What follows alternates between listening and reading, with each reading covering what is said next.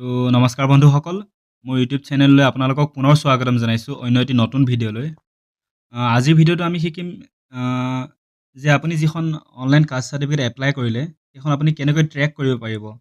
যে সেইখন ক'লৈ পাইছেগৈ বা এখন এপ্ৰুভ হ'লনে নাই, সকলো আপুনি ট্ৰেক কৰিব পাৰিব। তাৰ বাবে আপুনি ভিডিঅ'টো দেখাৰ ধৰণে ষ্টেপবিলাক ফ'ল' কৰিব আৰু আপুনি ধুনীয়াকৈ নিজৰ অনলাইন যিখন কাষ্ট চাৰ্টিফিকেট এপ্লাই কৰিছিল সেইখন পাব পাৰিব। আহক ভিডিঅ'টো আৰম্ভ কৰোঁ। তো ভিডিঅ' দেখাৰ দিনে চবতকৈ প্ৰথমতে আপুনি গুগলত যাব আৰু গুগলত ধুনীয়াকৈ সেৱা সেতু বুলি এনেকৈ টাইপ কৰিব, যিটো আপোনাৰ প্ৰথম এইটো আহিব sewasetu.assam.government.in, তাত ক্লিক কৰি দিব। ইয়াত অহাৰ লগে লগে আপুনি লগ ইন কৰিও চাব পাৰিব। লগ ইন কৰি আপোনাৰ লগ ইন ID বগেৰা যদি মনত আছে, লগ ইন ইউজাৰ নেম পাছৱৰ্ড, তেন্তে তাৰ পৰা আপুনি ট্ৰেক কৰিব পাৰিব। নহ'লে ইয়াতে আপোনাৰ এটা অপশ্যন দেখিব, এটা লগ ইন আৰু তাৰপিছতে ট্ৰেক আছে। ঠিক আছে, ট্ৰেকত গৈ প্ৰথমতে চাব পাৰিব। প্ৰথমতে মই দেখাম যে ট্ৰেক কৰি কেনেকৈ চাব পাৰি আৰু লগ ইন গৈ আপুনি লগ ইন হৈ কেনেকৈ ট্ৰেক কৰিব পাৰিব। ঠিক আছে, তো আহক প্ৰথমতে ট্ৰেক কৰি কেনেকৈ চাব পাৰি চাওঁ। What do you want to trek? Services, ইয়াত আহিব। ইয়াত আপুনি যিটো এপ্লিকেশ্যনখনৰ যিটো ৰেফাৰেঞ্চ নম্বৰ আছিল, সেইটো আপুনি হয়তো নিশ্চয় আপোনাৰ মনত থাকিব বা আপুনি ক'ৰবাত নিশ্চয় নোট কৰি ৰাখিছিলে।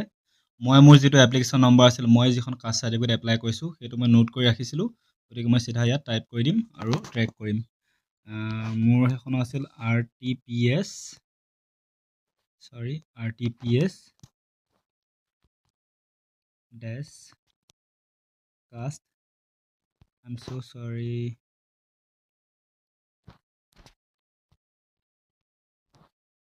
cast oblique 2024 oblique 5351 622 622। ঠিক আছে, এনেকৈ আপুনি ৰেফাৰেঞ্চ নম্বৰ ইয়াত টাইপ কৰি ল'ব। টাইপ কৰি ল'ব। নেক্সট যিটো ট্ৰেক অপশ্যন দেখিছে তলত, যিটো ট্ৰেক দেখিছে, ট্ৰেকত ক্লিক কৰি দিয়ক। অলপ সময় ৰখিব, তাৰপিছত ইয়াত ধুনীয়াকৈ দেখুৱাব আপোনাৰ এপ্লিকেশ্যন ক'ব পাইছে। চাওক তললৈ আহক, এপ্লিকেশ্যন ট্ৰেকিং ডিটেইলছ দেখুৱাইছেনে? এপ্লিকেণ্ট নেম, মোৰ নামটো দেখুৱাইছে। ইয়াত ধুনীয়াকৈ গোটেইখিনি কথা দেখাব, কিহৰ এইটো কি ছাৰ্ভিচ কৰিছিলোঁ আমি, ইছুৱেঞ্চ অফ কাষ্ট চাৰ্টিফিকেট। ঠিক আছে, ডেলিভাৰী এতিয়া এপ্লাই কৰিছিলোঁ জুনৰ 5 তাৰিখে। ঠিক আছে, জুনৰ 5 তাৰিখে এপ্লাই কৰিছিলোঁ আৰু ডেলিভাৰী কেতিয়া হৈছে? 27 তাৰিখে,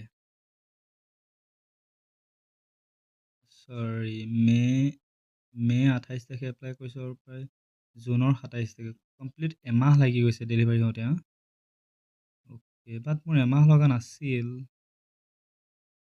ঠিক আছে, 28 তাৰিখে জুনৰ 28 তাৰিখে বস্তুটো এপ্লিকেশ্যনখন ফৰৱাৰ্ড কৰিছিলোঁ আমি। তাৰপিছত গোটেইখিনি ডিটেইলছ আপোনালোকে দেখা পাব, ধুনীয়াকৈ চাই ল'ব।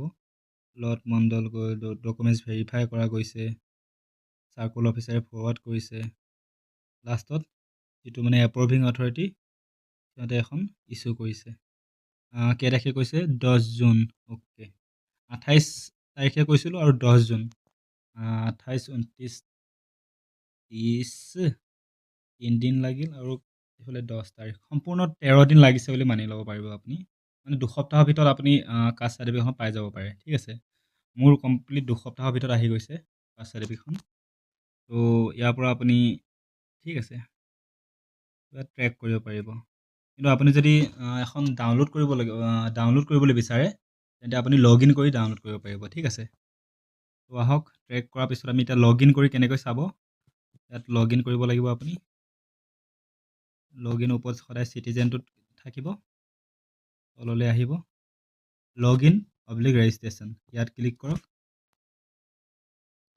এতিয়া মই কি কৰিলোঁ যে মই মোৰ এখন চাই ল'লোঁ, ট্ৰেক কৰিলোঁ যে মোৰ কাষ্ট চাৰ্টিফিকেটখন ডেলিভাৰী হৈছেনে নাই বা সম্পূৰ্ণ ক্লিয়াৰ হৈছেনে নাই, এইবিলাক চাই তাৰপিছত মই লগ ইন কৰি তাৰপৰা মই ডাউনলোড কৰিম মোৰ কাষ্ট চাৰ্টিফিকেটখন।